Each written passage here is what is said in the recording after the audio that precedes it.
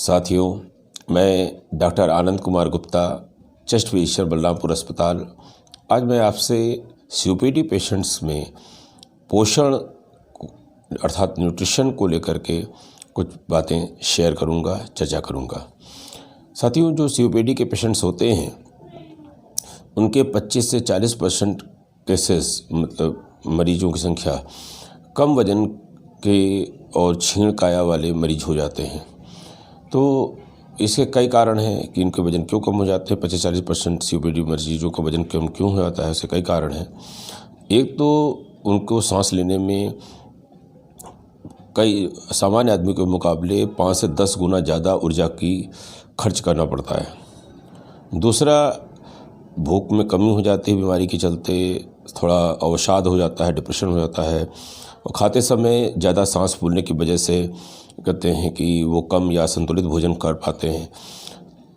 तीसरा है कि खुद मर्ज या मर्ज के जो इलाज हम लोग को देना पड़ता है मरीजों को, खास करके लंग के अटैक के वक्त से, जिसमें सांस उखड़ जाती है लंग अटैक के समय, जो हम लोग को उनकी ज़िंदगी बचाने के लिए दवाएं देनी पड़ती है, और ख़ास करके बार बार लंग अटैक पड़ रहा है उसमें, तो लगातार इस तरह की दवा चलने से और एक्सरसाइज न कर पाने या कर पाने के दौरान जो भी कर पाए थोड़ा बहुत, तो जो मांसपेशियां इनकी कमज़ोर हो जाती हैं, इससे भी उनको रूटीन काम करने में भी ज़्यादा ऊर्जा की खपत करनी पड़ती है।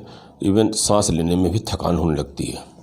तो इन सब चीज़ों के मल्टीपल फैक्टर की वजह से इनके में एनर्जी का लॉस होने लगता है, और मतलब कि जितने ये एनर्जी गेन करते हैं भोजन से, उससे ज़्यादा ये लॉस कर देते हैं, इसलिए वजन का कम होना शुरू हो जाता है। और ख़ास करके ओल्ड एज की वजह से वैसे भी सामान्य रूप से ही थोड़ा सा कैटाबॉलिज्म मतलब कि शरीर में जो टूट फूट है वो कंपैरेटिवली ज़्यादा होती है देन निर्माण के कई फैक्टर्स में मिल जाते हैं। यदि उसका वजन शुरुआती वजन से 5 से 10% घट जाए, या कह लीजिए BMI 21 से कम हो जाए, तो हम लोग इसको पल्मोनरी कैकेक्सिया सिंड्रोम कहते हैं। कैकेक्सिया माने क्षीणकाय हो जाना। ये जो ऊर्जा है कि ज़्यादा ज़रूरत है ऐसे कमज़ोर मरीजों में, अगर हम जानते हैं एनर्जी के स्रोत हमारे पास कार्बोहाइड्रेट है, प्रोटीन है और फैट है, अगर हम कार्बोहाइड्रेट के भोजन को बढ़ा करके अगर हम इसको पूरा करना चाहें तो हमें ज़्यादा मात्रा में भोजन लेना पड़ता है, और इससे पेट फूला फूला रहता है, डिस्ट्रेस होता है। और चूँकि 1 ग्राम ग्लूकोज से मात्र 4 कैलोरी ऊर्जा मिलती है, और इसके पाचन से कार्बन डाइऑक्साइड ज़्यादा उत्पन्न होती है, तो कहते हैं कि ये कम अच्छा अप्रोच होगा कि हम ज़्यादा एनर्जी के लिए कार्बोहाइड्रेट को भोजन में बढ़ाएं। अगर हम फैट को देखें तो 1 ग्राम से 9 कैलोरी मिलती है, और इसमें कार्बन डाइऑक्साइड भी पाचन के बाद कम पैदा होती है, अर्थात कम भोजन से, कम फैटी भोजन से हमको ज़्यादा ऊर्जा मिलती है। तो अगर फैट कंट्रा इंडिकेटेड नहीं है हल्का सा बढ़ा पाना, तो इसको बढ़ाया जा सकता है। और कुल मिलाकर के हमको संतुलित भोजन लेना होता है कि कार्बोहाइड्रेट की निश्चित मात्रा हो, फैट की ज़रूरत है बढ़ा करके लेने की तो वो दिया जा सकता है, उसी अनुपात में प्रोटीन का बैलेंस किया जा सकता है। जो मेल नरिश्ड जितने भी सीओपीडी के पेशेंट्स होते हैं उनमें high fat high protein diet की ज़रूरत इस तरह से नज़र आती है। वहीं पर कुछ मरीज मोटे हो जाते हैं, ओबीज हो जाते हैं, उनको भी सामान्य वजन पर लाना होता है। मेल नरिश्ड को बढ़ा करके सामान्य वजन पर लाना है, सामान्य वजन पर लाना है, वहीं पर मोटे लोगों को भी सामान्य वजन पर लाना होता है, उनका भोजन रीएडजस्ट करना पड़ता है। फैट में हमको ट्रांस फैट और सैचुरेटेड फैट्स नहीं लेने हैं, संतृप्त वसा और ट्रांस वसा नहीं लेनी है। उसके बजाय हमारे फैट में पूफा अर्थात पॉली अनसैचुरेटेड फैटी एसिड्स और मुफा अर्थात मोनो अनसैचुरेटेड फैटी एसिड्स से के जो स्रोत हैं फैट के, उनको अपने में बढ़ावा देना है। इसके लिए डाइटिशियन से भी मदद ली जा सकती है कि जो आप भोजन करते हो उसमें कौन से ये स्रोत अच्छे हैं। जो भी कार्बोहाइड्रेट हमको लेना ही है वो हमारा कॉम्प्लेक्स टाइप हो, जटिल टाइप का हो, रेशेदार हो, जैसे होल ग्रेन फूड होते हैं इत्यादि। वहीं सिंपल कार्बोहाइड्रेट जैसे शक्कर, गुड़, रिफाइंड शुगर, ये हम कम मात्रा में लें तो हमको अच्छा रहता है। प्रोटीन का 1 ग्राम 4 कैलोरी ऊर्जा देता है। ये शरीर के निर्माण में काम करता है, खास करके मांसपेशियों के, और इसको भी पर्याप्त मात्रा में लेना होता है। गुर्दे की बीमारी के साथ अगर COPD है तो उसमें आपको अनुपातिक रूप से प्रोटीन घटाने की सलाह दी जाती है। COPD के पेशेंट अगर पर्याप्त रूप से तरल लेते हैं तो इनका बलगम पतला बना रहता है, शरीर में पर्याप्त नमी रहती है और कहते हैं कि बलगम निकलने में भी आसानी होती है।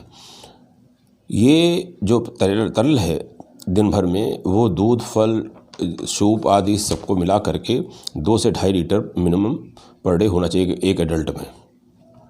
हार्ट फेल्योर के केस में हम लोग जो है तरल का सेवन तदनुसार कम कर देते हैं। नमक ज़्यादा लेने से शरीर में पानी इकट्ठा होने लगता है, सूजन तक आ जाती है, सांस में तकलीफ बढ़ जाती है। तो सलाह ये दी जाती है सारे ज्ञात अज्ञात स्रोतों से, अर्थात जैसे पकाए गए भोजन में नमक डालना है, ऊपरी नमक स्वादानुसार बढ़ाने के लिए जैसे लोग साल्ट शेकर का यूज़ करते हैं कि नमक छिड़क रहे हैं, पापड़, अचार आदि के रूप में है, या स्वाद बढ़ाने के लिए जो बाजारू भोज्य पदार्थ आते हैं, बने बनाए पैकेज्ड फूड आते हैं, उसमें भी मीठे तक में भी हल्का सा नमक कंट्रास्ट के लिए पैदा कर जाता है, डाल दिया जाता है। तो उसमें जो है हमको कोशिश करनी है कि सारे ज्ञात अज्ञात स्रोत के नमक का स्रोत 1 चम्मच से कम हो, 5 ग्राम से पर डे कम हो। और अगर कहते हैं कि COPD का पेशेंट है तो उसमें हम लोग सलाह देते हैं कि नियमित रूप से कहते हैं 1000 इंटरनेशनल यूनिट का विटामिन D और 1200 मिलीग्राम का कैल्शियम भी से भोजन में शामिल करें और लगातार नियमित रूप से ले, एक्सरसाइज और भोजन में ध्यान रखते हुए। भोजन करते समय जो कुछ सलाहें COPD के पेशेंट में दी जाती हैं कि भाई आप जो है भोजन करने के सुबह शाम, मुख्य भोजन करने के पहले भाप ले लें और 1 घंटे पहले, और पीठ थपथपा करके जिस स्थिति में आपको लगता है खांसी मेरी बढ़ती है उस स्थिति में आकर के खांसी बढ़ा करके बलगम निकाल लें। भोजन को थोड़ी थोड़ी मात्रा में कई बार में लें। पेट भर करके एक साथ खाने से सांस भारी हो जाती है, ऐसा देखा जाता है। अगर आप COPD का पेशेंट अगर अर्ध ठोस सेमी सॉलिड फूड लेता है, स्वादिष्ट अपने हिसाब से लेता है, चबाने में आसान भोजन लेता है, तो उसको खाने में आसानी होती है, उसको स्वाद में लज्जत आती है, खाने की इच्छा जगी रहती है। ये ज़रूरी है कि भोजन का जो आपका शेड्यूल्ड समय है उसके पहले आप एकदम थके ना हो कि भागते भागते आए और बैठ गए। आप आसानी से बिना थकी हुई स्थिति में आराम की मुद्रा में भोजन का स्वाद लें, भोजन करें, और यथोचित व्यायाम और समय पर दवा जरूर जारी रखें ताकि आपको भोजन लेते वक्त सांस में परेशानी ना हो। भोजन के दौरान जल नहीं पीना चाहिए कि सामान्य आदमी किसी भी नहीं पीना, इनको भी नहीं पीना है। भोजन के लगभग आधे घंटे बाद ही पानी का सेवन करें। किसी किसी मरीज को कुछ खास भोजन से गैस ज़्यादा बनती है। अगर उसका ये परसेप्शन है, उसका ये अनुमान है कि ये खाते हैं तो गैस ज़्यादा बनती है, तो उसको नहीं ले सकता है। कुछ लोगों को गोभी है, सेम है, मूली है, प्याज है, मटर है, इनसे गैस ज़्यादा बनती है। अगर ऐसा लगता है तो उन चीज़ों को अपने भोजन में नियमित रूप से थोड़ा कम कर खाएं या ना खाएं। कार्बोनेटेड फूड्स जैसे कोल्ड ड्रिंक आती है, इनको सेवन कतई नहीं करें। कैफीनेटेड फूड भी न्यूनतम मात्रा में लें, अगर बहुत ज़रूरी है तो ही चाय काफ़ी भी लें, वो भी कम कर सकें तो अच्छी बात है, मना नहीं है, लेकिन यह कि न्यूनतम लें जिससे आपको गैस की परेशानी न्यूनतम रहे। एक बड़ा मिथ है कि दूध और दूध से बने उत्पाद लेने से बलगम ज़्यादा बनता है। वास्तव में ऐसा नहीं है। हाँ, होता क्या है कि कुछ लोगों में बलगम थोड़ा सा गाढ़ा और चिपचिपा हो जाता है, स्टिकी हो जाता है।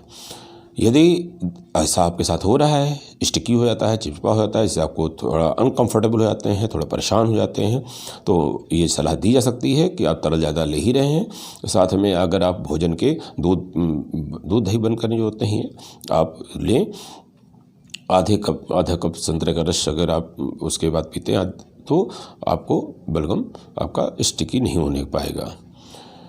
और जो लोग COPD की बढ़ी हुई अवस्था में हैं, जो लोग लॉन्ग टर्म ऑक्सीजन थेरेपी पे हैं, जिनको बिना ऑक्सीजन के उनका SpO2 92% मेंटेन नहीं रह पाता है, लगातार ऑक्सीजन लेते रहते हैं 16 से 18 घंटे या इससे ज़्यादा, उनको ये सलाह दी जाती है कि वो मास्क से ऑक्सीजन लेने के बजाय नेजल करूंडा नेजल प्रांग से लें।